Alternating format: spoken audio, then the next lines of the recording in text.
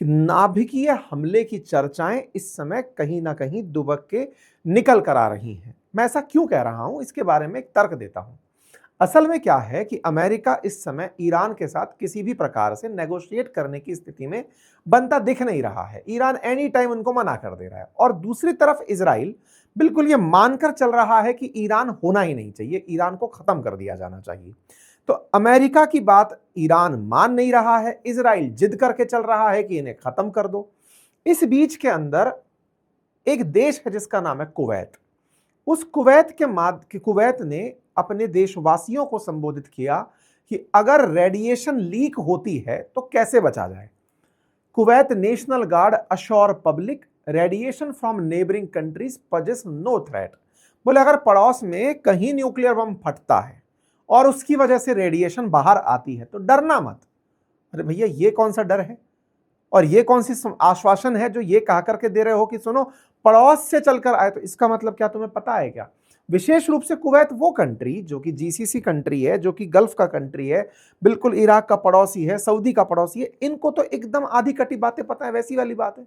इनके बीच में चर्चा ऐसी क्यों निकल कर आ रही है? हेडलाइन बनने लगती है कि साहब क्या न्यूक्लियर वेपन की चर्चाएं हैं क्या? मतलब अचानक मीडिया के अंदर ये सुर्खी तैरना शुरू होती है। डब्ल्यूएचओ से जब पूछा जाता है तो क्या आप लोग ऐसा सोच रहे हैं कि इस क्षेत्र में कुछ नाभिकीय हमले जैसी बात हो सकती है? तो डब्ल्यूएचओ कहता है हाँ, हमको तो सोचना पड़ता है। युद्ध चल रहे होते हैं तो हर चीज सोचनी पड़ती है। और वो बात तो आपको याद भी है, ट्रंप कहते ही थे कि मैंने इतने मिलियन लोगों की जान बचा ली। तो भाई पाकिस्तान से बचा ली थी, लेकिन अब तो ये सीरियस थ्रेट है जो सामने दिख रही है। क्यों?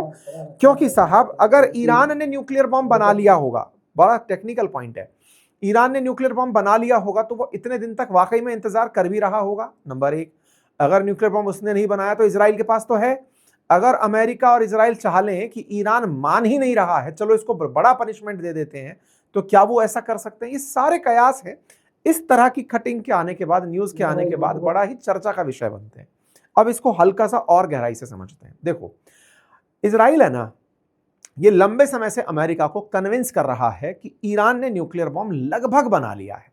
लगातार यूएन के अंदर भी नेतन्याहू जब जाते हैं तो अपनी तरफ से तस्वीरें दिखाते हैं कि सुनो ऑलरेडी ये सेकंड स्टेज पार कर चुके हैं न्यूक्लियर बॉम्ब बनाने की, 90% तक इनका काम हो चुका है, जैसे ही पूरा होगा ये लोग बम फोड़ देंगे। यूएन की तस्वीर है ये नेतन्याहू की। नेतन्याहू बकायदा लोकेशन बता चुके हैं कि ईरान के पास यहां यहां पर न्यूक्लियर बॉम्ब हो सकते हैं। इसका मतलब इनकी खुफिया एजेंसीज को ईरान के न्यूक्लियर प्रोग्राम का पता होगा। न्यूक्लियर प्रोग्राम का पता होगा और न्यूक्लियर भाई ऑब्वियस बात है, न्यूक्लियर बम नहीं फटा और न्यूक्लियर फिजाइल मटेरियल रह भी गया, उस पर इनके बम जाकर फट गए। ये वो वाली बात है कि तुमने बम नहीं फोड़ा लेकिन बम फट गया वहीं, तो उसका भी तो रेडिएशन निकल के आ सकता है। इजराइल कहे कि मैंने बम नहीं डाला, न्यूक्लियर बम नहीं डाला, लेकिन उसके न्यूक्लियर बम को या उसके न्यूक्लियर पदार्थ को ही आपने फोड़ दिया, तो ईरान के अंदर ही रेडिएशन बाहर निकल आएगी। ये वैसी वाली स्थिति भी हो सकती है। तो ऐसे में ईरान जब इजराइल जब ये जानता है, बार बार वो ये मार्क करता है कि साहब ये तो दुनिया के लिए कर्स हैं, मतलब बकायदा नेतन्याहू लेकर बैठते हैं कि दुनिया के लिए श्राप है इराक, सीरिया और ईरान, दुनिया के लिए वरदान है बाकी देश। तो ऐसे में इनकी पूरी फितरत और पूरी नजर जो है वो ईरान के न्यूक्लियर प्रोग्राम पर बनी हुई है। पिछली बार इन्होंने बाइडेन को इस बात के लिए खूब समझाया कि साहब देखो ईरान हमारे लिए थ्रेट है। बाइडेन इनकी नहीं माने। बाइडेन ने, हालांकि इनके समय में गाजा का अटैक जो हुआ उसके बाद में इनको परमिशन देनी पड़ी कि तुम्हें कुछ करना है तो कर लो, लेकिन ट्रंप पूरी तरह से, जो इजरायली लॉबी है, ये यरूशलेम पोस्ट की कटिंग आप देख रहे हैं नवंबर 7 2024 की, आईपैक करके एक कमेटी है जिसने ट्रंप को सपोर्ट किया था। और ये क्या है? Pro Israeli political action committee है। मतलब ये वो कमेटी है जो चाहती है, डिसाइड करती है, लॉबिंग करती है कि हमारा आदमी राष्ट्रपति बनना चाहिए। तो साहब इन्होंने ट्रंप को राष्ट्रपति बनाने में मदद कर दी। ट्रंप राष्ट्रपति बने तो देखो क्या होता है, अमेरिका में लॉबिंग खुलेआम होती है कि साहब किसको हमारा आदमी बनाना है, कौन राष्ट्रपति बनेगा, कौन सी कंपनी के लिए काम करेगा। तेल कंपनियों ने पहले वेनेजुएला ले लिया, तो भाई अब ये अपना हिस्सा मांगने आ गए कि सुनो तुमको राष्ट्रपति बनाया, हमने मदद की थी तो हमारे लिए काम करो। क्या काम करो? बोले चलो ईरान को मारो, क्योंकि वो अगर तुमने नहीं मारा तो वो हमारे लिए खतरा हो जाएगा, तुम्हें आज के लिए ही राष्ट्रपति बनाया था। कोई बात नहीं साहब। 21 जून 2025 को अमेरिका ने बकायदा B-2 बॉम्बर भेजे और ईरान के ऊपर उन फैसिलिटीज पर जहां न्यूक्लियर बॉम्ब बन सकता है वहां पर गोले गिरा दिए। इस पर सवाल भी उठा कि भाई ट्रंप ने डिसाइड कैसे किया कि युद्ध में जाना है मेरे को, लेकिन कर दिया। तो कहानी पीछे से थी, ये बात अब बहुत पब्लिक हो चुकी है कि अमेरिका के साथ हमेशा इजराइल का प्रेशर रहता है कि चलो भाई तुमको हमने राष्ट्रपति बनाया है, अब बम फोड़ने चलो। ऐसे में ट्रंप के ही एक मित्र जिनका नाम था लिंडसे ग्राहम, वो इस बार वाले युद्ध से जस्ट पहले, जिसको 25 दिन पहले वाले युद्ध से पहले, वो सऊदी की यात्रा पर आए थे और इजराइल की यात्रा पर आए थे। यही है वो लिंडसे ग्राहम जो भारत विरोधी आदमी 500% टैरिफ लगाने की बात करता है। एक तरह से नेतन्याहू ने पीटर हेगसेथ हो, मार्को रूबियो हो, लिंडसे ग्राहम हो, इन सबको साथ जोड़ के ईरान के खिलाफ कर दिया कि चलो साहब बम फोड़ने चलते हैं। कोई बात नहीं। तो कुल मिलाकर के सोचना इनका था, एग्जीक्यूट करने अमेरिका आ गया। अमेरिका जब एग्जीक्यूट करने आ गया तो अब सिचुएशंस क्या बनती हैं? साफ सिचुएशन ये बनती है कि अमेरिका अपने मित्रों को खोने के लिए मजबूर होता है। आप सोचिए, नाटो कंट्रीज इसके साथ हमला करने नहीं आए, लेकिन राष्ट्रपति चूंकि बिका हुआ है, असली में तो कॉम्प्रोमाइज्ड ये हैं जिनको खरीदा गया है, उनके लिए काम करना है इन्हें। नाटो कंट्री साथ छोड़ दिए, यूरोपियन अलाइज इनके साथ छोड़ दिए, और तो और जिनसे $4 ट्रिलियन वसूल कर गए थे ट्रंप हैं, वो तक साथ छोड़ दी। भाई साहब, इन्होंने जो वसूली की थी मई 2025 में, ट्रंप दूसरी बार राष्ट्रपति बनकर जब पहली बार विदेश यात्रा पर आए थे तो सऊदी आए थे, लगभग $4 ट्रिलियन वसूल कर गए थे भाई साहब इस झांकी से हैं, उन तक को खिलाफ कर दिया। क्यों? क्योंकि अब ये सब लोग मरे पड़े हैं। ये कह रहे हैं कि महाराज आपको इस दिन के लिए दिया था क्या पैसा कि यहां से गोले आकर हमारे ऊपर पड़े, और पड़ रहे हैं। सारा खेला इजराइल ने अपना राष्ट्रपति बना करके प्रॉपर तरीके से कर दिया। अच्छा साहब, अब दिक्कत क्या है कि इसका असर अमेरिका की इमेज पर और तरीके से भी पड़ा कि ईरान ने लोगों के दिमाग से अमेरिका का डर खत्म कर दिया। कैसे? आप सोचो कि जहां जहां अमेरिका के काउंसुलेट थे या एम्बेसी थी इस पूरे पश्चिम एशिया में, उन सबको एक एक करके निशाना बनाया। ये सारी तस्वीरें हैं। यूएस की तेल अवीव के अंदर अगर है, वहां पर गोला गिरा दिया है। इसके अलावा ईरान का drone US embassy Saudi Arabia में है, वहां गोला गिरा दिया। ईरान ने जहां तहां इन्हें देखा वहां नुकसान पहुंचाने का प्रयास किया, और रही सही कसर स्ट्रेट ऑफ हॉर्मुज से पूरी कर दी। मतलब ईरान जिसके ऊपर ये डाउट था इजराइल को कि ये न्यूक्लियर बम बना रहा है, उस पर हमला करवा करके इजराइल ने अमेरिका की मजाक बनवा दी। अब अमेरिका इतना फ्रस्ट्रेशन में आ गया है कि वो खुद से ही डिसाइड कर रहा है कि सीज फायर है, वो खुद से ही डिसाइड कर रहा है कि हम युद्ध जीत गए, वो खुद से ही कह रहा है कि सब बढ़िया चल रहा है। लेकिन अमेरिका तो अमेरिका है। अपनी इतना ह्यूमिलिएशन जब पिछली बार जापान के समय हुआ था तो वहां बम गिरा था, तो कहीं ऐसा तो नहीं कि वो बदला लेने के लिए इस बार स्ट्रेटेजी ये अपना ले कि इनके न्यूक्लियर साइट पर हमला कर दो। इसलिए ये सवाल बड़े बन जाते हैं, क्योंकि अमेरिका अभी भी इनके जो सुप्रीम लीडर हैं उनके साथ कोई बातचीत नहीं कर पाया है। सीज फायर खुद की मर्जी से किया है, ईरान का कोई उसके अंदर लेना देना नहीं था। ईरान तो अभी भी यही कह रहा है, अगर अमेरिका कुछ भी गुस्ताखी करेगा तो उसको हमारा भरपूर जवाब दे दिया जाएगा। और तो और इस पूरे कवायद में जब अमेरिका चिल्ला रहा है हम जीत गए, आज की डेट में हाइफा पर हमले होते हुए दिखाई पड़ रहे हैं। लेबनान, ईरान, यमन, इराक से कहां से हुए हमले ये नहीं पता। और रहा सा कसर जो अमेरिका का फाइटर जेट कैरियर जो जहाज है अब्राहम लिंकन, उस पर क्रूज मिसाइल चलाई गई। बताई मतलब हद ये है कि ईरान अब वो मिसाइलें जो कि बैलिस्टिक ट्रैक कर लेता है उसके थ्रू ना होकर के पैरेलल जमीन के अपने ब्रह्मोस टाइप की मिसाइलें चला रहा है अब्राहम लिंकन पर, जो इनका एयरक्राफ्ट कैरियर है, और उसको निशाना बनाया जा रहा है। अगर उस पर निशाना वाकई में लगा तो अमेरिका का एक बड़ा नुकसान होगा। कुल मिलाकर जब आप इतने जलील हो रहे हो तो आप क्या कर सकते हैं? इस पर मैंने हालांकि पूरा सेशन आपको एक बार अपने जानकारी दी थी। मेरे सेशन में मैंने कहा था कि जब ईरान इस तरह से अनकंट्रोल्ड हो रहा है, ईरान पावरफुल नहीं हो रहा है, ईरान खत्म हो रहा है, लेकिन अब उसके पास में डरने के लिए या कहिए खोने के लिए कुछ नहीं है। सोमालिया के पास क्या है? किसी का भी जहाज लूट के ले जाता है। ऐसी स्थिति में ईरान अगर आकर बैठ गया है तो उसे खत्म करने के लिए, उसे एक्सट्रीम डर की भावना तक अगर ले जाना हो तो वो एक हमला कर सकता है। ये मैंने अपने सेशन में आपको बताया था। तो ऐसी बात अगर हम अपने सेशन में कर रहे थे और ऐसी ही बात तुरंत फिर निकालकर कुवैत भी कर दे रहा है कि सुनो रेडिएशन फट सकती है, तो ये वाकई में एक चर्चा का विषय है। आप और हमने ये बात ऐसे ही नहीं करी, इसके पीछे की कई चिंताएं थी, क्योंकि इस पूरे क्षेत्र में पश्चिम एशिया में बहुत सारे रिएक्टर्स हैं जहां पर यूरेनियम की वजह से बिजली पैदा होती है।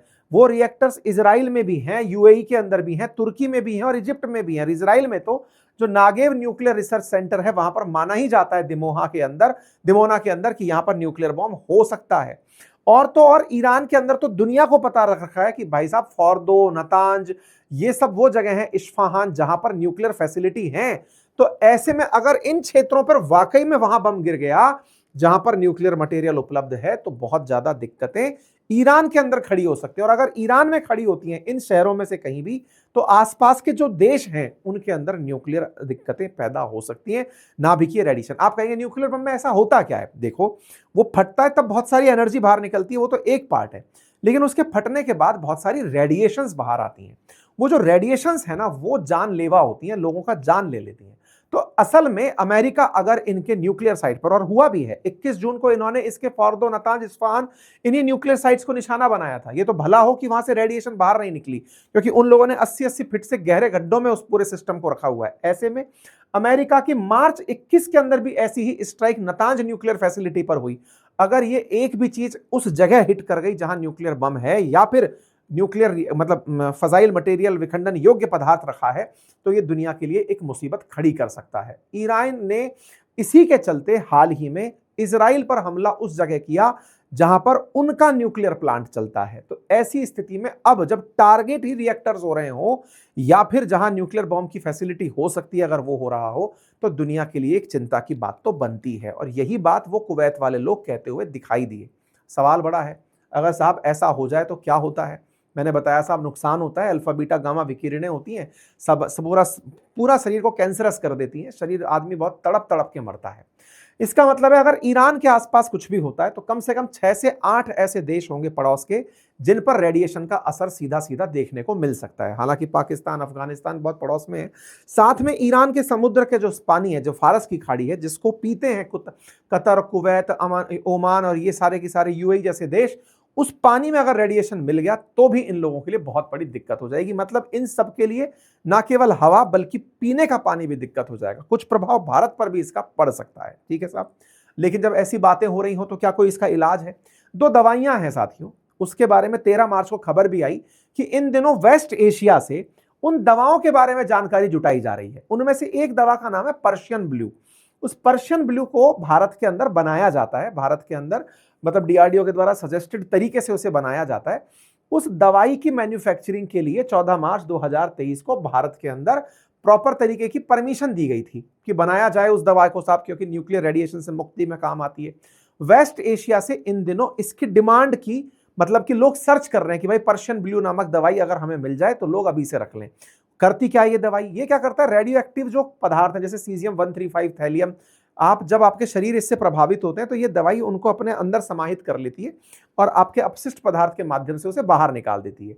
मतलब दवाई के खाने मात्र से आपको रेडिएशन से जो शरीर पर असर हुआ है उस पर आप निपट पाते हैं। ये दवाई लेता हुआ जो व्यक्ति है ये एआई जनित व्यक्ति है, और एआई का इंटीग्रेशन मैं यहाँ पर ये बता दूं कि इस रविवार हम उस एआई का जिसका युद्ध में इस्तेमाल हो रहा है, उसका नाम है क्लॉड, उसके ऊपर एक वेबिनार करने जा रहे हैं।